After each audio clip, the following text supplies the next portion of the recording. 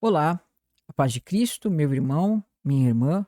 Bem-vindo a mais uma aula aqui do nosso curso e hoje vamos dar início à nossa aula de número 6, onde trataremos da nossa prestação de contas com Jesus, tá bom? Então a gente vai falar de forma bem breve aqui sobre isso aqui para você ter noção, tá? Lembrando que essas coisas eu vou falando ao longo de outras aulas mais avançadas. Então esses primeiros 4, 5 módulos aqui são módulos mais superficiais que quando a gente avançar para os módulos mais excelentes, aí você vai ter um entendimento mais aprofundado sobre essas coisas. Então estou passando de forma bem breve aqui, tá? Mas você vai ter um entendimento melhor sobre isso. Se você não viu as outras aulas, seria importante, mas também não é obrigatório ver as outras aulas para você estar aqui, tá bom? Muito bem, então vamos olhar aqui na tela.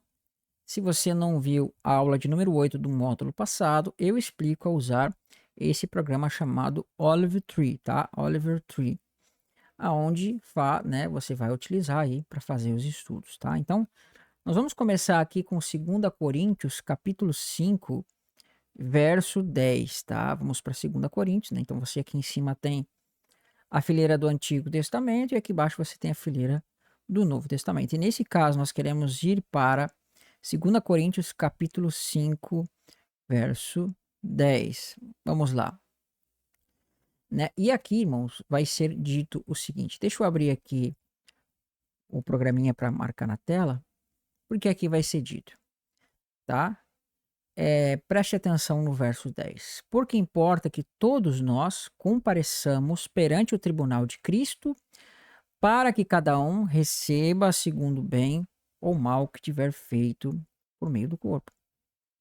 Então, irmãos, todos nós, né, um dia compareceremos perante o tribunal de Cristo, para que cada um receba segundo o bem ou mal que tiver feito por meio do corpo, tá?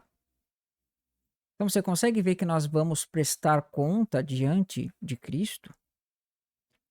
E é muito interessante que essa palavrinha aqui que foi traduzida por comparecermos, na verdade, irmãos, ela tem uma tradução um pouco mais ampla, tá? Que quando você vai usar esse programa, o Olive Tree, tá? E nesse caso aqui nos fornece o entendimento do grego, né? Através do dicionário Strong, ele vai dizer o seguinte: que a palavra "phanero", né, que significa tornar manifesto, visível, conhecido o que estava escondido. Então, quando o escritor aqui, ou melhor, o tradutor, ele traduz que importa que todos nós, né, faz aqui compareçamos, essa palavra compareçamos, ela não está errada, mas ela está incompleta. Por quê? Porque talvez a tradução mais coerente aqui é sermos manifestos. Então, tudo o que nós fizemos será o que? Manifesto, tá? Irmãos, tudo aquilo que nós fizemos ao longo de nossas vidas vai ser um dia manifesto diante de Deus. Então, tudo, irmão, que você faz por meio do corpo vai ser manifesto porque Cristo vai trazer à luz aquilo que está no seu coração, tá? Irmãos, muitas vezes nós queremos julgar, né, de forma equivocada e nós não conseguimos, né, entender e compreender a mente das pessoas, porque não é possível, irmão, julgar os desígnios dos corações, julgar as intenções das pessoas, né?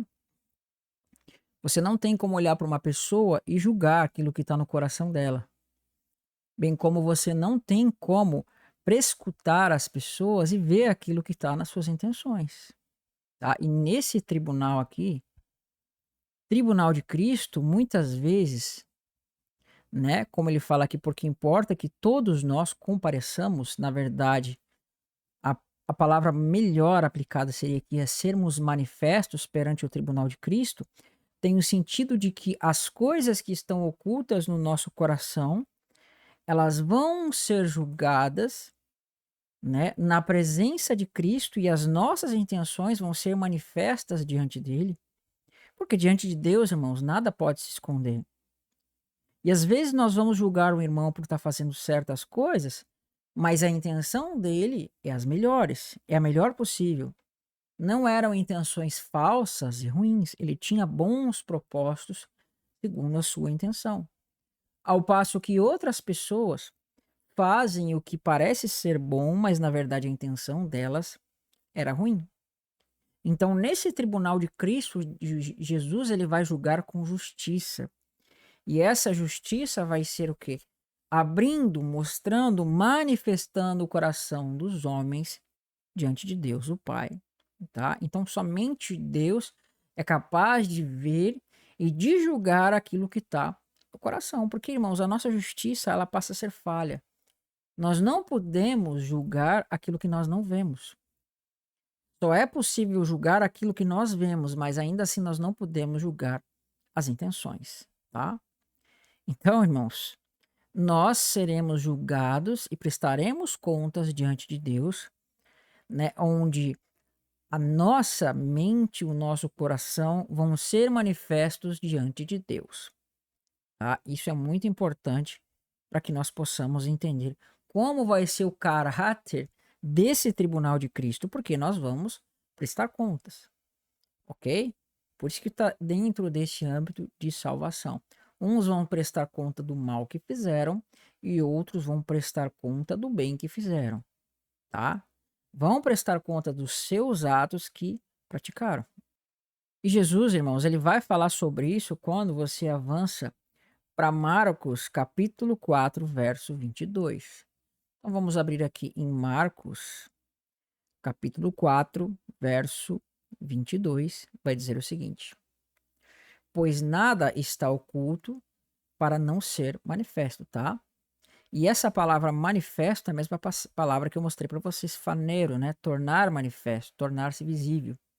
Pois nada está oculto senão para ser manifesto, e nada se faz escondido senão para ser revelado, né? Então, irmãos, é muito interessante que no mesmo contexto ele vai dizer assim: então lhes disse: atentai no que ouvis, com a medida que tiveres medido, vos medirão, também ainda se vos acrescentar.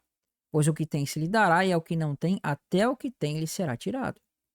Né? Então você vê que é um contexto, irmão, que nós vamos ver que se até o que não tem, o que tem lhe será tirado, vai aparecer numa parábola quando aquele senhor ele vai, né, para longe, que é uma representação do Cristo, e ele deixa talentos com seus servos e faz com que os servos queiram, né, ele pede para que os servos multipliquem os seus talentos e quando ele voltasse ele prestaria contas. Então, aquele prestar contas com seu servo está falando do caráter desse julgamento, né? Então, quando ele diz assim, né, nesse mesmo verso, então lhes disse: atentai no que eu no que eu vis. Com a medida que tiver medido, vos medirão. E num outro texto ele vai dizer, né? Porque com a medida ou rigor que você tiver julgado, você também será julgado, tá? Deus ele vai usar a medida que você utilizou contra os outros para julgar a você mesmo. Por isso que ele fala: não julgueis para não ser julgado, porque quando você julga uma pessoa e condena ela por alguma coisa, se você estiver praticando as mesmas coisas, a mesma hipocrisia, o mesmo juízo que você proferir contra as pessoas vai ser proferido contra você, né? E a mesma medida que você medir uma pessoa no dia do julgamento, Deus vai medir assim você também, porque o seu juízo tem que ser justo quando você proferir palavras. Se você acusa uma pessoa de determinada coisa, mas você pratica a mesma, o mesmo julgamento que você praticou sobre ela vai cair sobre você, tá? Por isso que fala assim: pois nada está oculto, né, senão para ser manifesto. Então esse manifesto é a mesma palavra fanero, que é a manifestação daquilo que está oculto. Está oculto aonde? No coração. Então, se nós medimos o nosso próximo sem saber o que está no coração dele, e muitas vezes não é com intenção maligna, nós estamos muitas vezes fazendo um julgamento injusto, tá? Um julgamento injusto para ser manifesto e nada se faz escondido, senão para ser revelado. Então, aqui está oculto, irmão, é aquilo que está aonde? Né? Está oculto aonde? Exatamente no que nós falamos e viemos falando. Está oculto no coração dos homens. e será manifesto quando? No tribunal de Cristo, né? E aquilo que se faz escondido no seu coração vai ser revelado quando? No tribunal de Cristo, tá? E se a sua medida de julgamento for justa, você vai receber o mesmo julgamento de forma justa, mas se o seu julgamento for injusto, a mesma medida de julgamento injusta que você teve sobre o seu próximo vai ser medida sobre você, tá? E ainda se vai acrescentar o quê? Algo seja bom ou seja ruim, segundo a proporção do que você está julgando. Perfeito, irmãos? Então, se você for julgar alguém, o seu julgamento precisa ser justo. Quando Jesus ele fala, não julgueis para não ser julgado, não é que você não possa julgar as coisas, mas é que você não deve julgar com hipocrisia, julgando alguma coisa, mas praticando a mesma, tá? Isso tudo vai ser cobrado de você lá no tribunal, quando você estiver diante com Cristo. Perfeito? Então, para você entender essa relação, tá? Irmãos, e quando você vai para Efésio, tem mais uma relação disso. Vamos avançar para Efésio aqui. Efésios capítulo 5. Efésios capítulo 5, verso 13. Tá? Tem mais uma continuidade disso, né? Porque diz: mas todas as coisas, quando reprovadas pela luz, se tornam manifestas, porque tudo é manifesto, é luz. Então, irmão, aqui Paulo está falando de uma série de coisas, né? Ele diz assim um pouquinho antes: e não sejais cúmplices nas obras infrutíferas das trevas, antes, porém, reprovai-as. Porque o que eles fazem em oculto, só o referir vergonhoso. Lembra que eu falei para você de oculto lá? Sempre quando você vê essa expressão oculto, irmão, é aquilo que eles fazem no oculto do seu lar, no oculto do seu coração, e que apenas o fato de referir sobre elas é vergonhoso. Mas essas coisas que estão ocultas, elas são reprovadas pela luz. E o que seria essa luz? É a manifestação, quando Deus ele manifestar pela luz da sua glória os corações, tá? Perfeito? Então, nada ficará impune diante de Deus, né? Então, o dia do tribunal é como se fosse a luz que vai manifestar aquilo que está no coração dos homens, né? Deus vai trazer a luz e vai julgar as intenções, vai julgar o coração dos homens e vai pesar na sua balança de justiça. E é muito importante que essa expressão aqui manifesta exatamente a mesma, fanero, significa trazer aquilo à vista, à luz que estava oculto, mas é no oculto do coração. Então, você tem pensado no que você tem feito nas ocultas do seu quarto, do seu coração? Será que aquilo que você tem feito, irmãos, será que é alguma coisa que agrada ou desagrada ao Senhor? Será que você não tem um pecado oculto no seu coração que somente você sabe? Naquele dia, Deus vai trazer luz a isso, tá? Então, por isso que você precisa mudar, transformar o íntimo do seu coração e cada vez ter essa mudança, né? Porque um dia, irmãos, nós vamos prestar conta disso, tá? Nós vamos prestar contas pelas coisas boas e coisas ruins que fizemos por meio do nosso corpo e por meio do corpo de Cristo. E em 2 Timóteo, capítulo 2, 2 Timóteo, capítulo 2, verso 1, diz o seguinte, né? 2 Timóteo, capítulo 4, perdão, verso 1, você vai ver que existe um julgamento de Cristo pela sua vinda, né? É claro que, irmãos, esse tribunal a gente vai falar um pouco melhor sobre ele na parte de escatologia, quando tratarmos do tribunal de Deus, né? O trono branco, o tribunal de Cristo, mais especificamente. Então, aqui, irmãos, é apenas uma introdução sobre isso, tá? Porque vão ter mais estudos.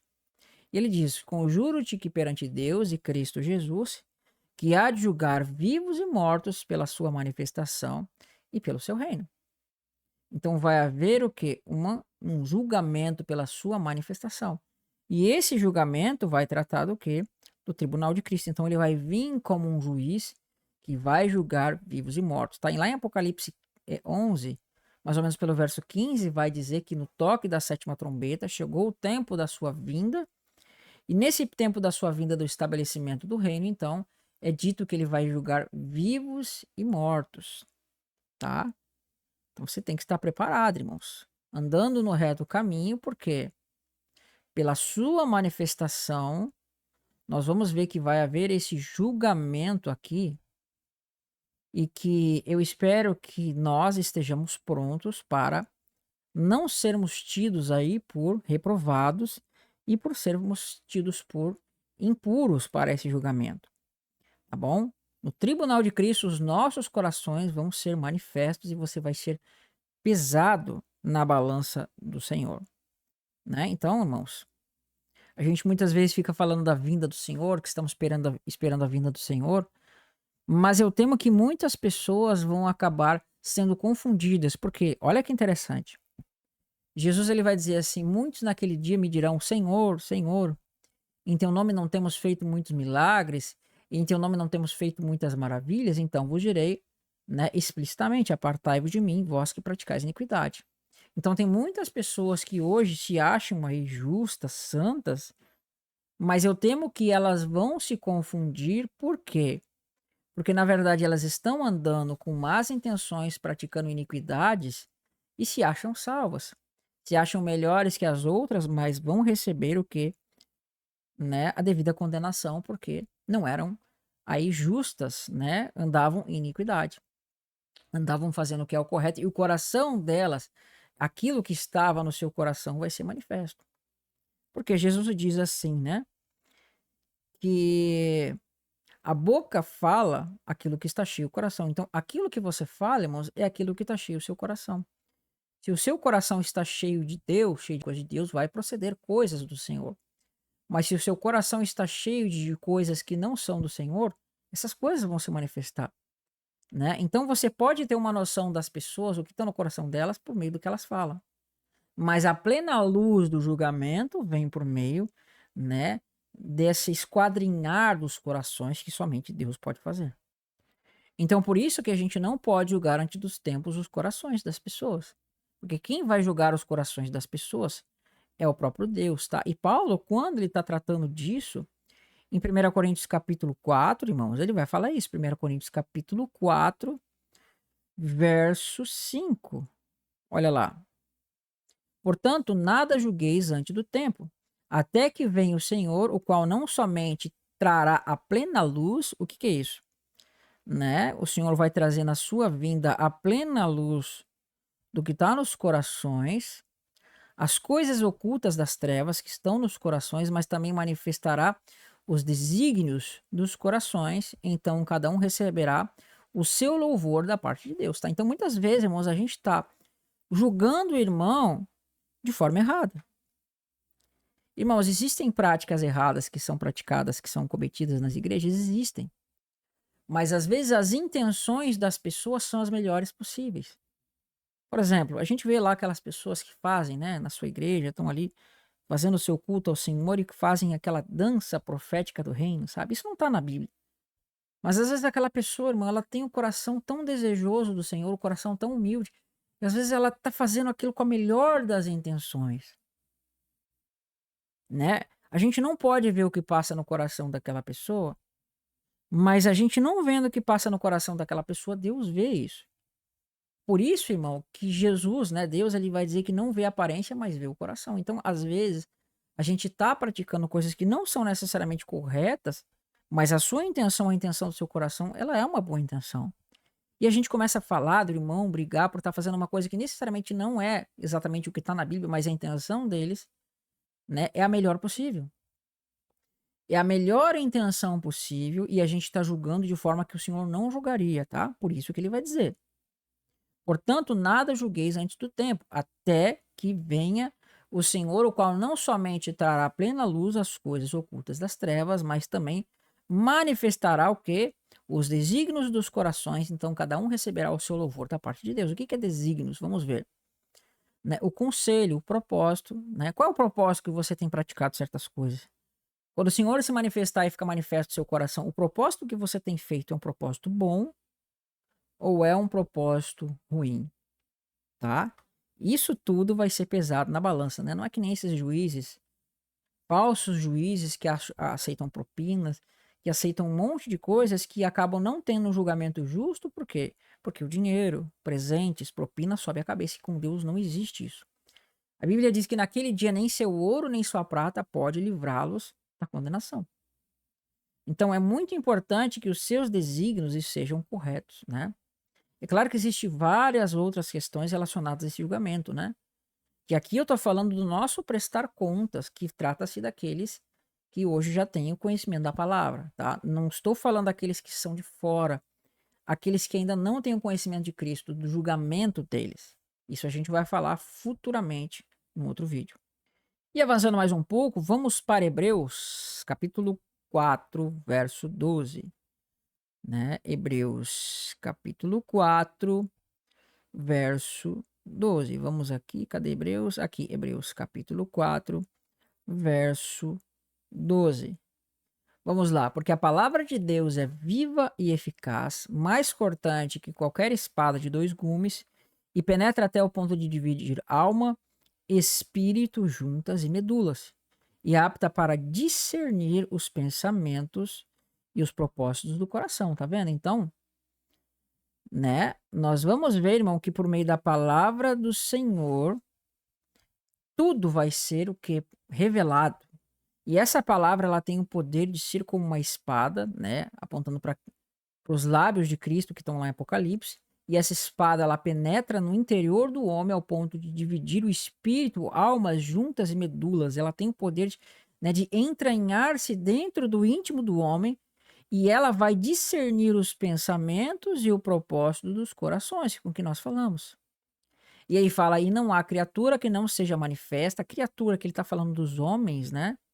Que não seja manifesta, ou seja, que o coração não seja manifesta na sua presença, pelo contrário, todas as coisas estão descobertas, né, os corações, e patentes aos olhos daquele a quem temos que prestar contas, tá?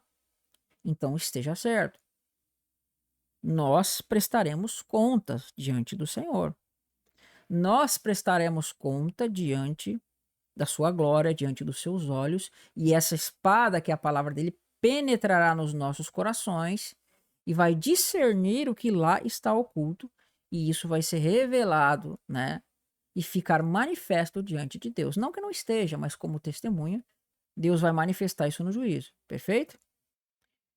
Né? E para nós entendermos, irmãos, um outro aspecto desse julgamento, ele vai estar, né? Porque aqui diz assim, né? Eu esqueci de falar. A quem temos que prestar contas, tá? Então preste bastante atenção, irmãos, porque nós prestaremos contas diante de Deus, como está escrito aqui, nós teremos que prestar conta. E quando você vai para Mateus, capítulo 25, vai ficar mais evidente em forma de parábola esse tribunal, tá? Irmãos, Jesus ele falava muito das coisas que são referentes a tudo que você imagina, de coisas ocultas, né, do Senhor, referente a julgamento, o reino dos céus e tudo mais, por meio das suas parábolas. E lá em Mateus capítulo 25, ele vai dizer o seguinte, e está apontando, irmãos, justamente para a prestação que nós vamos ter de contas com o Senhor. Em Mateus 25, verso 14, né, nós vamos ver esse conceito muito claro. Diz assim, pois, um pouquinho mais para trás, né, desde aqui mesmo, verso 14. Pois, né, lá em cima ele vai dizer sobre o reino dos céus. Será como um homem que, ausentando-se do país, chama os seus servos. Ele lhes confiou os seus bens. E a um deu 5 talentos, a outro 2 e a outro 1. A cada um segundo a sua própria capacidade, então partiu. Esse homem aqui que vai se ausentar, irmãos, é quem? É o próprio Cristo. Representa a sua ascensão aos céus. E esses que recebem os talentos são os seus discípulos, aqueles que viriam a crer. E esses talentos aqui, irmão, talento não é que dons, não significa, irmão, as suas habilidades, mas talento significa o quê? Vamos ver aqui no grego. Talenton, né? É o derivado de uma forma original de talão, que equivale na escala de uma balança de um par, na escalas. Aquilo é pesado, talento, né? O peso varia em diferentes lugares, mas significa uma soma de dinheiro e que geralmente é tido como mais ou menos aí 35 quilos, tá? Aqui nesse aqui deu 45, varia de região para região, mas tem essa faixa de 35 a 45 quilos. Então, essas pessoas estavam recebendo 45 quilos, né? Cada talento, no caso, né? Equivale a 45 quilos.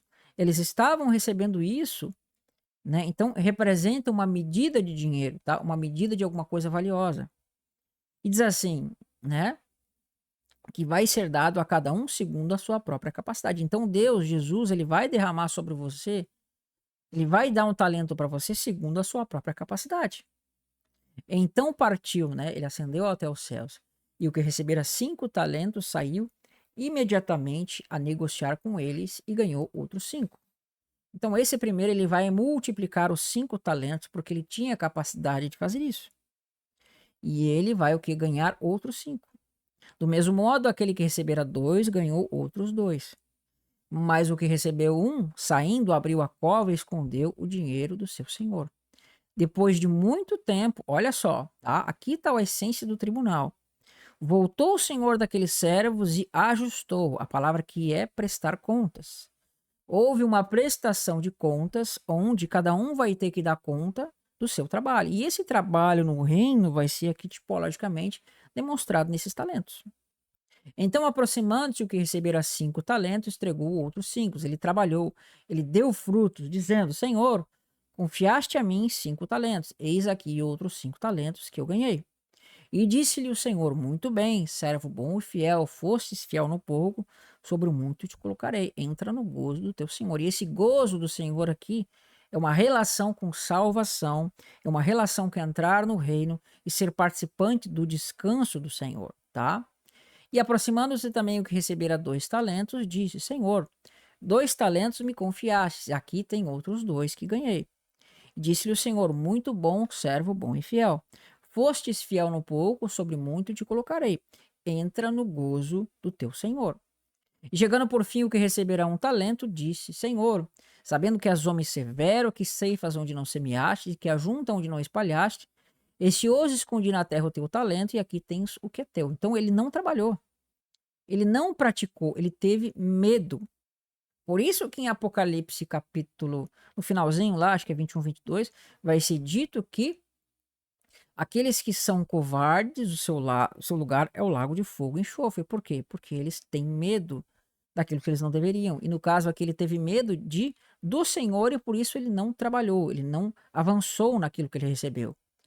Escondi na terra o teu talento, aqui tens o que é teu. E respondeu-lhe, porém, o Senhor: servo mau e negligente. Tá? Esse servo ele não, né, teve frutos. Ele não praticou frutos que ele deveria. Jesus ele está esperando que nós venhamos a multiplicar aquilo que ele nos deu, os seus talentos, tudo. Você tem que avançar. Você tem que ter uma postura de avançar e não se estagnar no reino. E este que recebeu 1 talento, ele se estagnou. Os outros, né, multiplicaram. E diz mais: cumpria, portanto, que entregasse meu dinheiro aos banqueiros, e ao voltar receberia com juros o que é meu. Tira-lhe, pois, o talento e dai ao que tem 10. Porque todo o que tem se lhe dará, e terá em abundância, mas o que não tem, até o que tem lhe será tirado, como eu mostrei para vocês antes, né? Sobre as medidas. E o servo inútil lançai para fora nas trevas, ali haverá choro e ranger de dentes. Tá? Então, quando o Senhor voltar, vai haver uma prestação de contas, e todos nós prestaremos contas do que fizemos, seja mal ou seja ruim, né? E nós daremos conta disso diante do Senhor, tá? Então, basicamente, esse é a relação de nós, servos do Senhor, que recebemos os nossos talentos, prestaremos contas com Deus, tá bom? Espero vocês nas próximas aulas. Futuramente, nos próximos módulos, trataremos mais avançadamente sobre esse tema. Que Deus abençoe você. Até uma próxima aula. Tchau, tchau.